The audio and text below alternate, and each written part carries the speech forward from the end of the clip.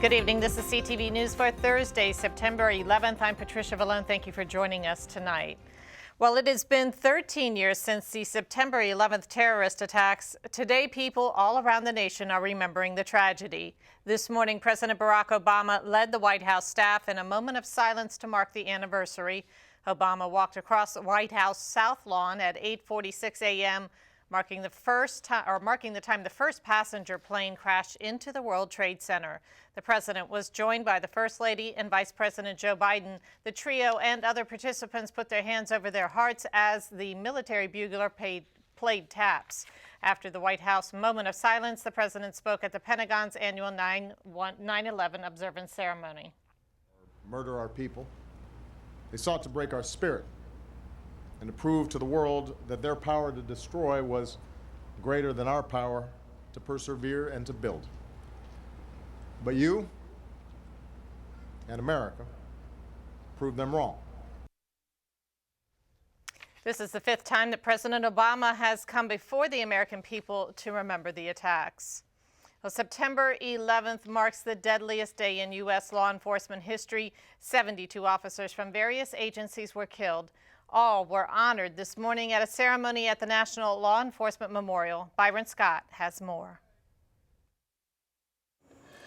At the twilight's last gleaming. Captain Kathy N.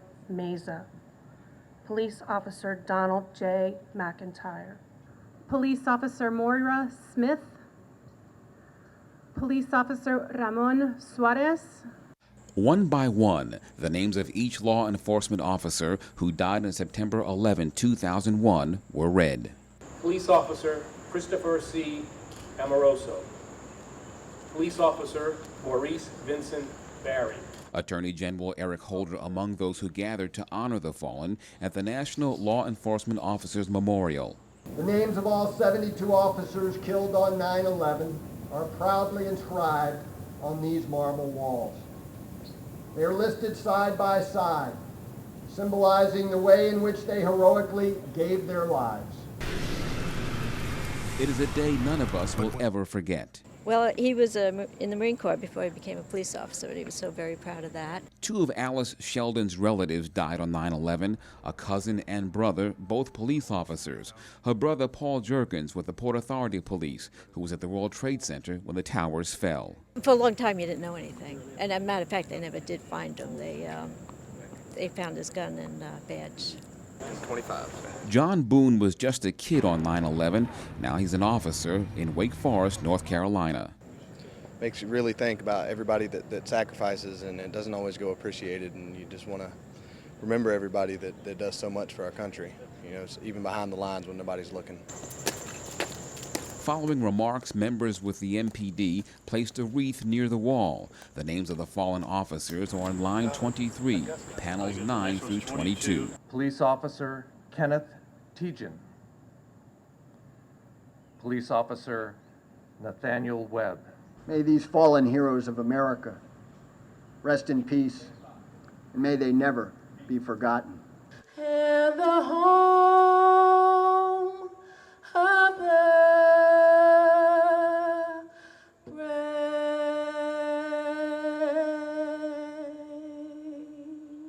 In Washington, D.C., Byron Scott, CTV News. And the hum of motorcycles was the only sound you could hear at a tribute in Fort Washington today as hundreds of bikers gathered to pay their respects to the fallen. CTV's Stephen Graves has the story. They came from all over the country. We're from Florida. From West Haven, Connecticut.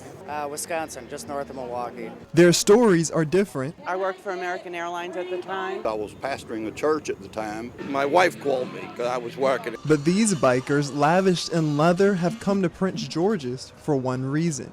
For freedom and remembrance. Today's event gathered crowds of bikers riding their humming Harleys to remember the fallen on that tragic day 13 years ago. We'll be passing out the names of every victim of 9/11. I get cold chills because people took the time to try and contact their families, to contact, their loved ones.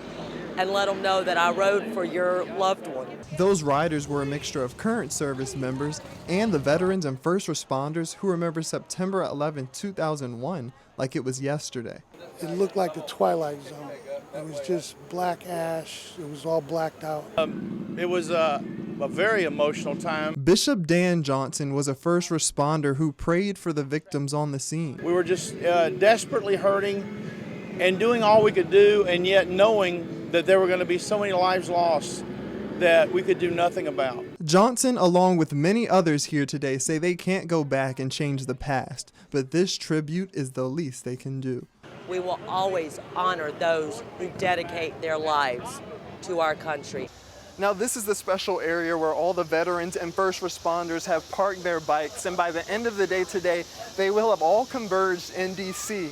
in remembrance of the first responders who passed away, as well as the victims. In Fort Washington, I'm Stephen Graves, CTV News. And the event was held by the 2 Million Bikers to D.C. group. It's estimated that thousands of bikers traveled to the district today to pay tribute.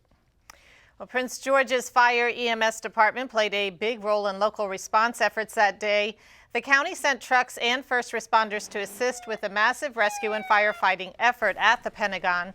Every year on the anniversary, the Public Safety Agency pauses to memorialize the exact moments the planes crashed and the towers collapsed. Throughout the morning, special alerts were issued as Chief Mark Bashore read radio announcements over the emergency dispatch system. Attention all stations and units on the air. Please stand by for a special message. 13 years ago at this moment, on September 11, 2001, the South Tower of the World Trade Center in New York collapsed in a stunning 10 seconds, taking the first firefighters to their tragic death. The unthinkable had happened. Please observe a moment of silence to remember the lives of those lost in the collapse of the South Tower. And Bashore says 9/11 showed the public that firefighters and first responders were just as important as police with respect to public safety.